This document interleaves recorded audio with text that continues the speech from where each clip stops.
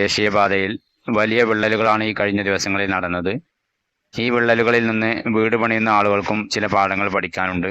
എങ്കിലും പാടശേഖരങ്ങളിൽ വെള്ളം കെട്ടിനിൽക്കുന്ന സ്ഥലങ്ങളിൽ ഉറപ്പില്ലാത്ത മണ്ണുള്ള സ്ഥലത്ത് അവിടെ ഫൗണ്ടേഷൻ വേണ്ടത്ര ഡെപ്ത് കൊടുക്കാത്തത് കൊണ്ടാണ് ഇങ്ങനെ ഒരു വിള്ളലും തകർച്ചയും ഉണ്ടാകാൻ കാരണം. ഇതുപോലെ തന്നെയാണ് നമ്മൾ വീട് നിർമ്മിക്കുന്ന സമയത്തും നമ്മുടെ വീട് നിർമ്മിക്കുന്ന ഭൂമിയുടെ മണ്ണിൻ്റെ സ്വഭാവം അനുസരിച്ച് നമുക്ക് ഫൗണ്ടേഷനിൽ മാറ്റം വരുത്തേണ്ടതുണ്ടാകും.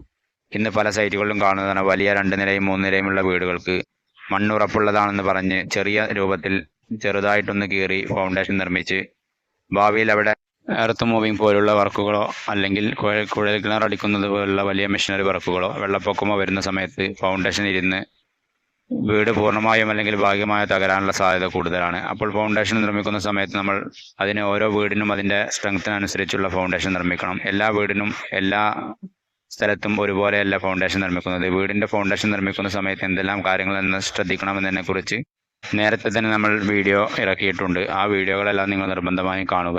വീടിൻ്റെ ഫൗണ്ടേഷനിൽ യാതൊരുവിധ അഡ്ജസ്റ്റ്മെൻറ്റും തയ്യാറാകാതെ വളരെ ഐഡിയപരമായി നമ്മൾ ഫൗണ്ടേഷൻ നിർമ്മിക്കേണ്ടതുണ്ട്. വീട് പണിയുമായി ബന്ധപ്പെട്ട വിവിധ വിഷയങ്ങൾക്ക് വേണ്ടി ഫൗണ്ടേഷനുമായി ബന്ധപ്പെട്ട വിഷയങ്ങൾക്ക് വേണ്ടി നമ്മുടെ ചാനൽ സബ്സ്ക്രൈബ് ചെയ്യുക.